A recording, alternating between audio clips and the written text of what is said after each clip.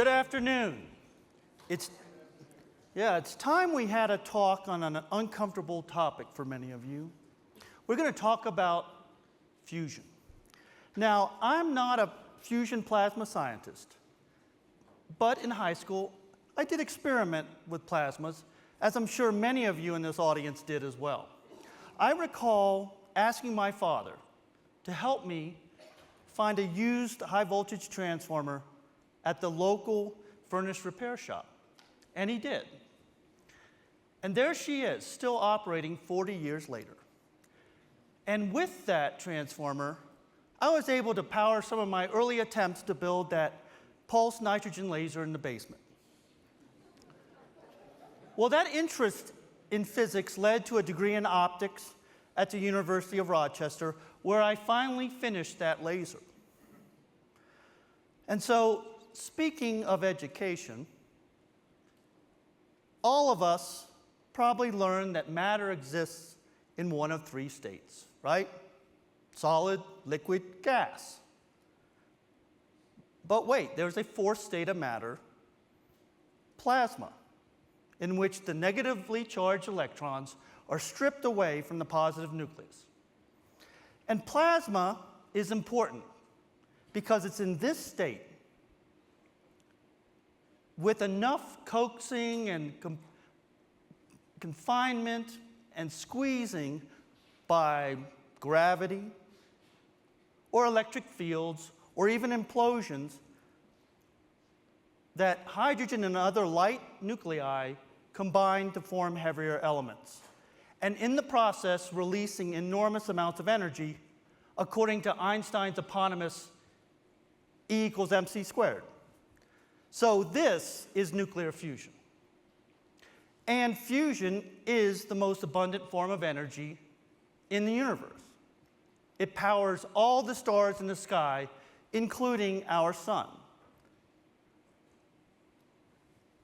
Harnessing fusion on Earth would be truly transformative, providing humankind with a virtually unlimited source of clean, scalable, and firm energy that's, oh, by the way,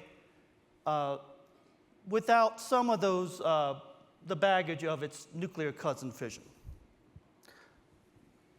Unfortunately, though, we've been hearing about the promise of fusion for a long time, right? It's actually like 70 years. So long, in fact, that we've grown pessimistic. And I get it. It's understandable. Hence the title of this talk and that common refrain, fusion's always 20 years off. But I'm here today to make the case that in the past several years, the landscape of fusion has fundamentally changed. Consider advances in material science, manufacturing, computing power and speed, AI, the list goes on. Over $7 billion of investment in private fusion companies, with most of that coming in the last 5 years. Money matters.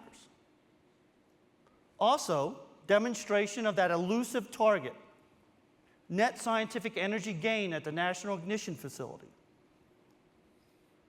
Numerous and diverse approaches to fusion that offer us multiple shots on goal. Only one is needed to work.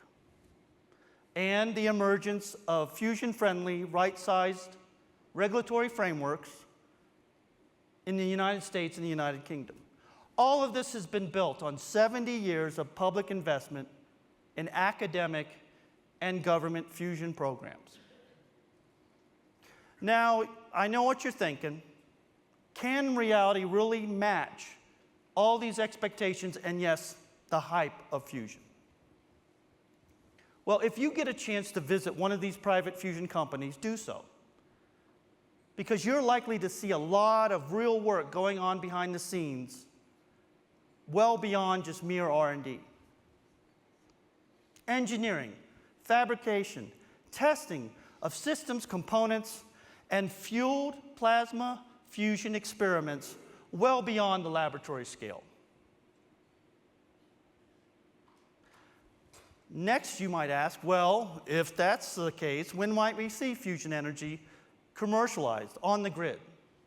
Okay, here I'm going to punt a little bit and say, okay, I don't have a crystal ball.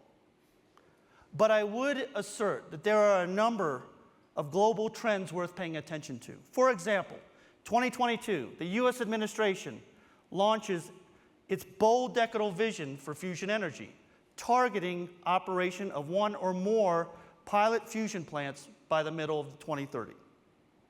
And other countries, United Kingdom, Germany, Japan, and more recently, South Korea, have followed suit with similar commercially oriented timelines and programs. And it is this recalibration of timelines and focus, as well as the ongoing march and acceleration of progress, that EPRI sees an opening in which maybe fusion, just maybe fusion is transforming from a mere academic curiosity to something that someday might actually offer clean energy for society. I would also caution everyone to not discount the effect that breakthroughs and this acceleration, not velocity, acceleration of technology progress can have. Just think how much your phone has changed in the last 20 years. So, winding down here, skepticism is still very much warranted, and evidence of performance is needed. But I'm going to close out on that homemade laser with the example of how access to resources, expertise, capabilities, and funding can change what today looks like science fiction into tomorrow's reality. Thank you.